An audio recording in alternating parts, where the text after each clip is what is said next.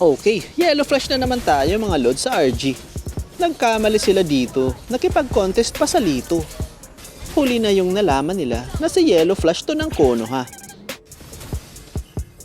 Ito ang forbidden jutsu ng ika-4 na Hokage. Pag solo ka lang, tapos nakasalubong mo to, bitawan mo ng cellphone mo, Lodi. Isa lang kayo hinatnan yan, idol. Kahit tank ka pa, papakuluan ka nito. Okay, yatapin ko tong dalawa mga senpai. Pag humiwalay ka, katapusan mo na. Yan oh. Walang tore makakasalba sa'yo. Eto, lalagyan ko to ng konting drama. Kala niya makakataka siya. Bilhin nyo lang tong item na to kay Haya para maging ganap kang Hokage. Hindi ka pwedeng basta-basta papasok. Tansyahin mo muna. Aba-aba, pumapalak na si YSS. Mukhang kailangan ko na naman gamitin ang pinagbabawal na teknik. Let's go! Huwag kayong papalak. Kagura, ikaw na naman. Babaliin ko yung payong mo. Uy, si Atlas na naman. Hindi ko to bibigyan ng pagkakataong makaulti sa akin. Unahan na natin. Haha!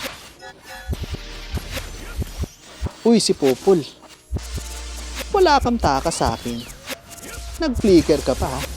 Nabigla siya dito. Eto oh. Yellow flash to eh. Oh no! Eto na naman si Popol. Di na nadala. Ayaw niyang bitawan ng Ling. Yatap! Uy, Clash.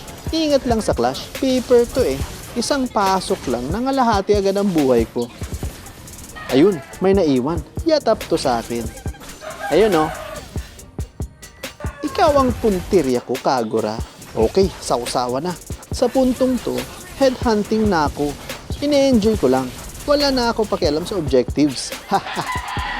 Talagang lumiliyab na ang katana ko dito. Kawawang Popol na to. Ginagawa mo kasi dyan, idol.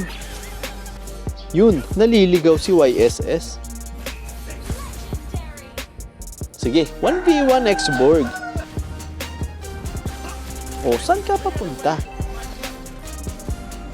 Aba, mag-ulti. Wala yan sa yellow flash loads. Namnamin mo ang shuriken ko. Okay, atras muna. Hanap ng tiyempo. Ayun, kumagat na. Sige, X-Board, palag lang ng palag. Wala ka ng shield. Outplayed parati. Ayun no, solo. Pag may Haya, wag mag-solo. Ganun lang yun. Yatap ka tuloy. Antay na naman ng opening. Patience mga senpai. Hindi to fighter. Kailangan natin tiyempuhan. Okay oh, target lock. Si Popol nasa side. Whoops! In and out. Pasok ulit. Solo na siya. Yatap!